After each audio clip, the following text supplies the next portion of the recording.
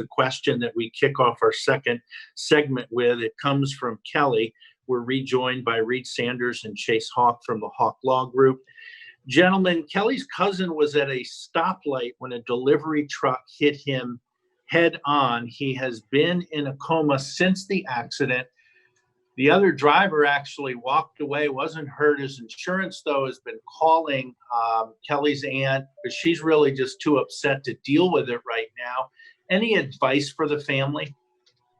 Absolutely. First of all, I'm very sorry to hear this has happened.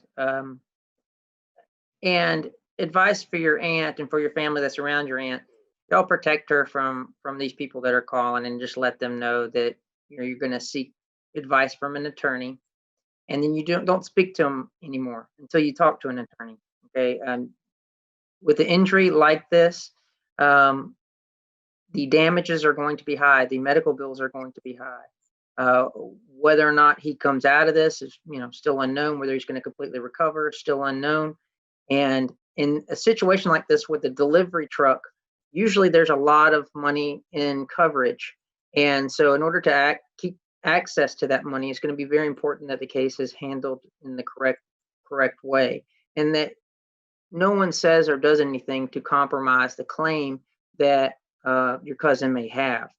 Now, much like the first question we talked about when the child was injured, in this situation, when we have an incapacitated person that is of age, the law will toll. In other words, they will not start counting the statute of limitations until that person is considered not incapacitated anymore.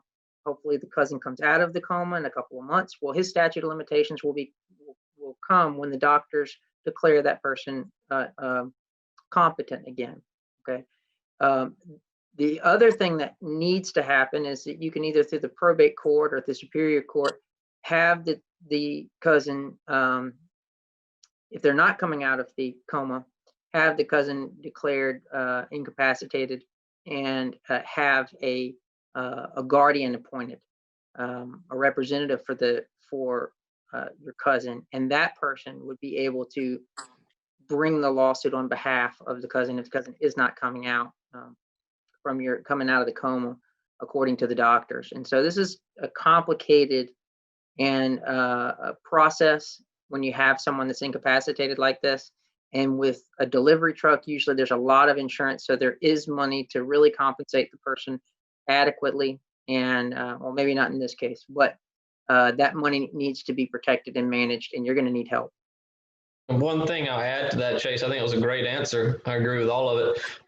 The only other caveat I'd say is if it's an accident with more than one or two people that get severely injured, then you got to jump on it fast, because you only have one pot of money. And if, this person's in a coma for multiple years, and then you start the statute and then you file it, the money may be already paid out to the other people that were injured in the accident.